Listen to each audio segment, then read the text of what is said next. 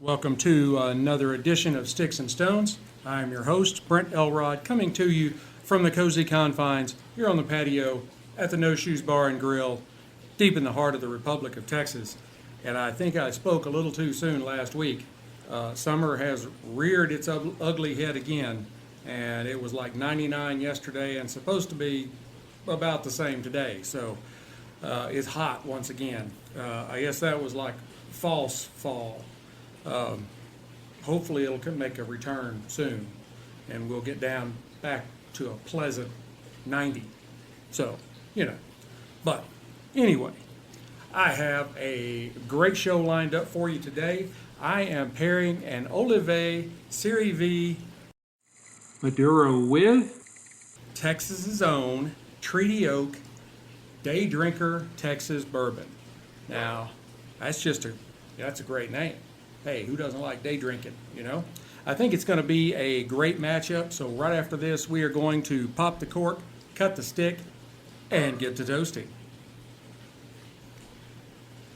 Now, this particular Series V is a 6x52 on the ring gauge, and it is a double Toro that visually, it's a beautiful stick. It's got minimal veining, but they are fairly pronounced, the ones that are there.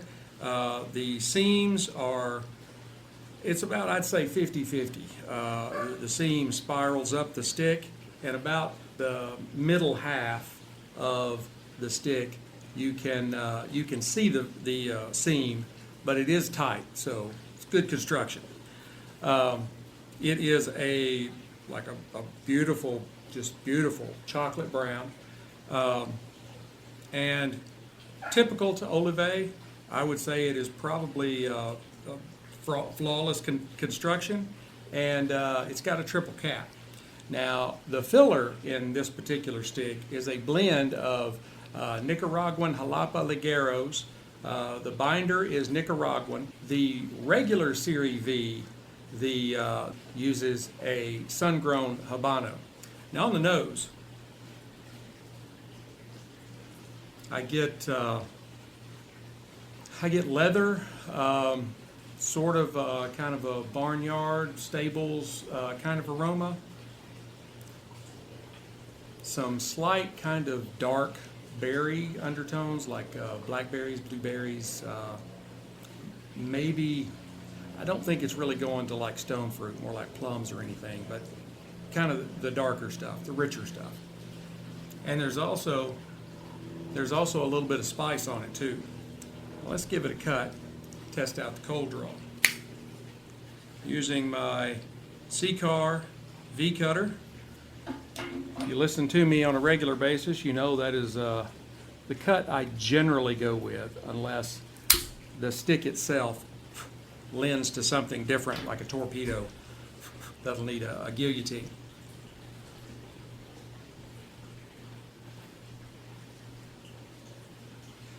Now, on the cold draw, I get a little bit of pepper, but I also get some very like creamy, vanilla, leathery notes as well.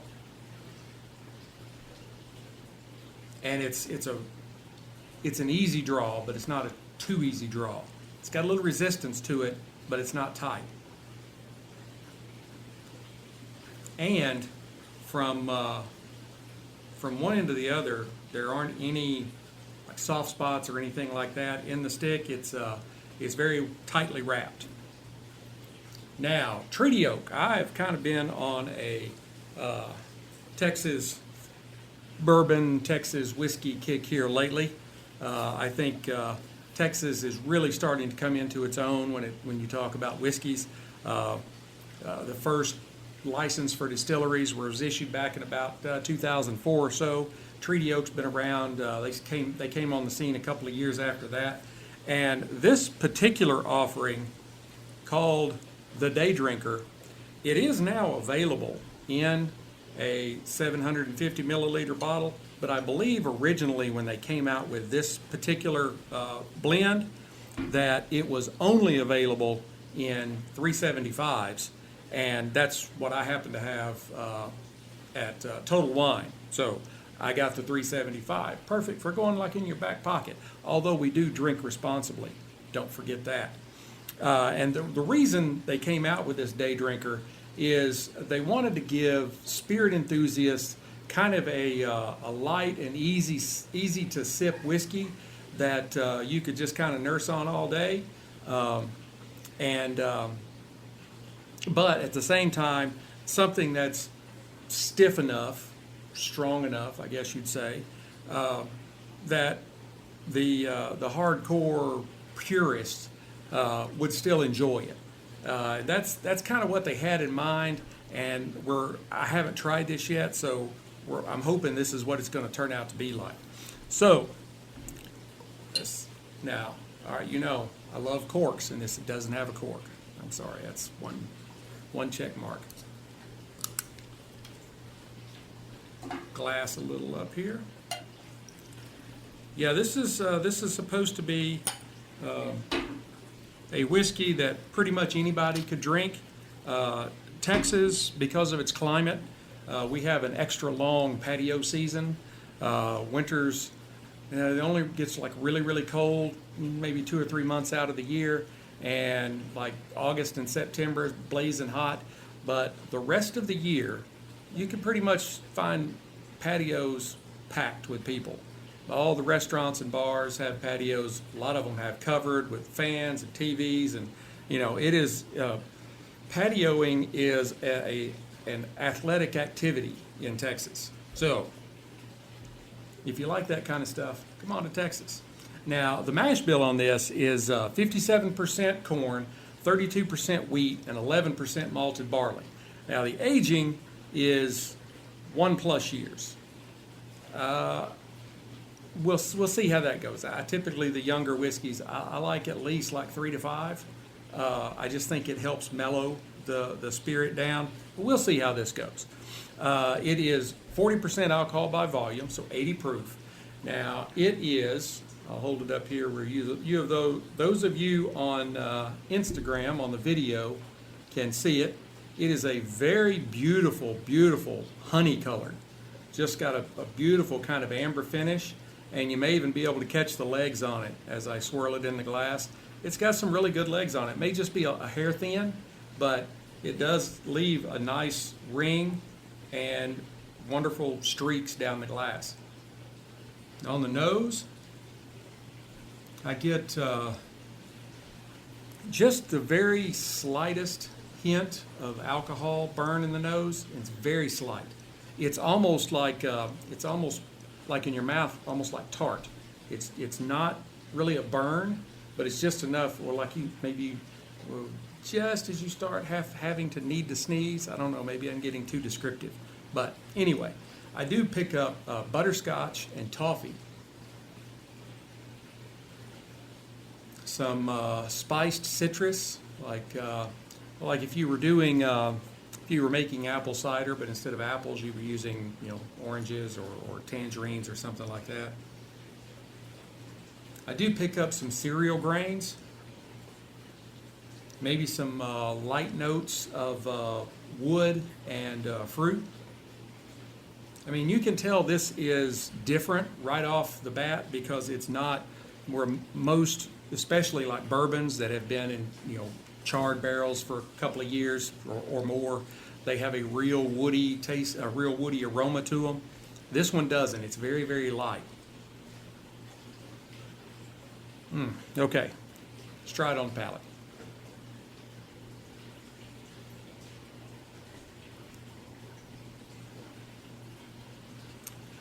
There is a little bit of spice burn, and it's not an alcohol burn. It's spice. It's like black pepper.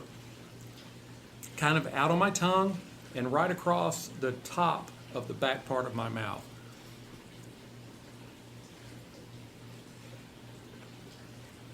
It's very light, that spice, peppery is, and it's got a great mouthfeel to it. It's not really like slick or oily like maybe a lot of scotches may be, but it does have a nice little silky, almost like coating effect to it.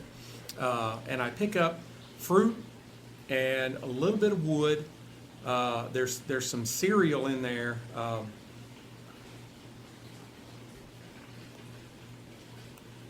It's really more like what I call it's on the chew. As you kind of work your mouth up and down, almost like you're chewing, you're getting a little bit of cereal, like cereal grains. There are some light honey undertones, and maybe even a little nuttiness, and some spice.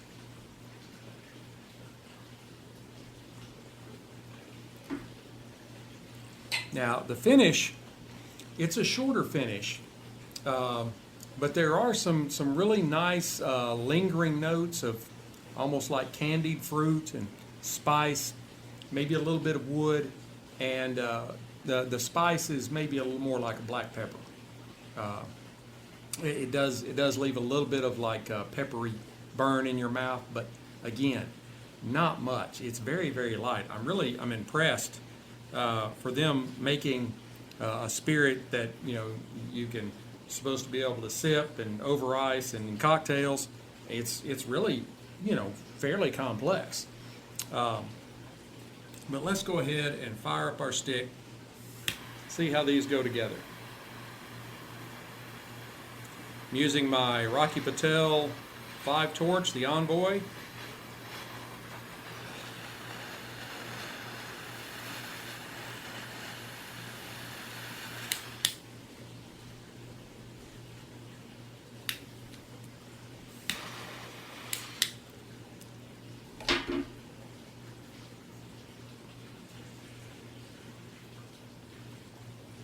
It's got really good smoke production.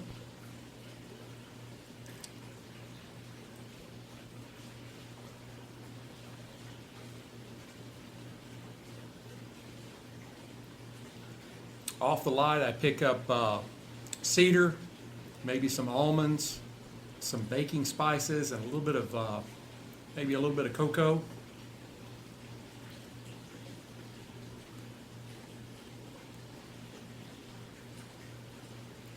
And so far, it's got a really nice burn line to it. It's a little wavy, but not much. Some of that could be my lighting too.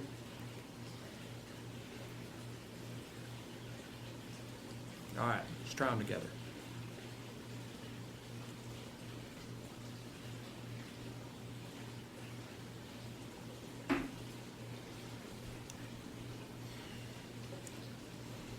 All right, the kind of the spice and the almonds and the cocoa from the stick are really kind of blending, mashing, mixing well with kind of the fruit and the honey and a little bit of the spice off of the day drinker.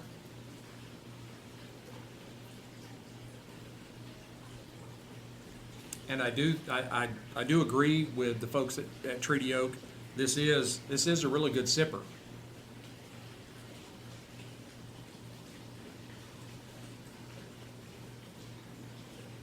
Now I will say, as far as the Oliva goes, you may notice that I'll take a puff off the cigar and I'll blow the smoke in the glass, and it's just kind of one of my own little tests. A lot of cigars, the way the Glencairn is shaped, it will trap the smoke in there for an extended period of time if the smoke's heavy enough.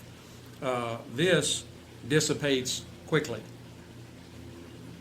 Not really sure what that means, but there it is. But the cigar is wonderful, and so is the Treaty Oak Day Drinker. I think they're going to go really well together. I'm going to go ahead and burn the stick down to the halfway mark, and I will come back and give you an update for those of you that are listening to the podcast. Hold on. Hey Stoners, I am back, and this pairing is going very, very well. The spice and the cocoa and the stick is pairing wonderfully with the honey and the fruit and the spice and the treaty oak. Uh, the cigar is definitely not not a real complex cigar, but it is a wonderful cigar. The treaty oak does have quite a bit going on, but still, I think that one is not really overpowering the other. I think that they are really complementing each other very well, and it kind of allows you to focus on the different flavors off of each offering. The stick is performing well on the construction side. There's a couple of little waves in it, but other than that, it's got a really nice straight burn line, great smoke production. The ash is nice little neat stacked layers coming up the stick. Hadn't dropped ash yet. Hopefully it'll be, maybe I can set a world record. We'll see. I'm really impressed with both. Of course, I've had the Series V Melanio before, and I think it's a great cigar. Actually, normally I just have a couple, one a test smoke and the one I do for the show. But I cracked open an entire box of the Melanios that have been in my King Chi cigar cabinet for a while.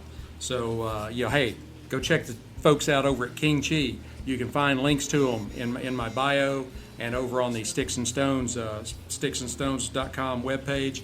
I don't know what I'd do without that King Chi cigar cabinet. It is wonderful. So anyway, I'm going to go ahead and burn this down to the band and finish the treaty oak off, and I will come back and give you my final thoughts. Hey Stoners, I am back. I am in a wonderful place right now, just personally. This stick and spirit went extremely well together. The flavor profiles melded well, complemented each other. I would give the Oliva Series V Melanio, which kind of matchsticks, which kind of mirrors Cigar Aficionado's rating. It had some great flavors on the palate. It was very well constructed. Not a razor sharp burn line, but not a terrible burn line either. It was just kind of wavy all the way around. So, hey, it was fine. Not worth any deduction, I would give the Treaty Oak Day Drinker, I would give it a 90 Whiskey Stones. It has some really great flavors on its profile as well.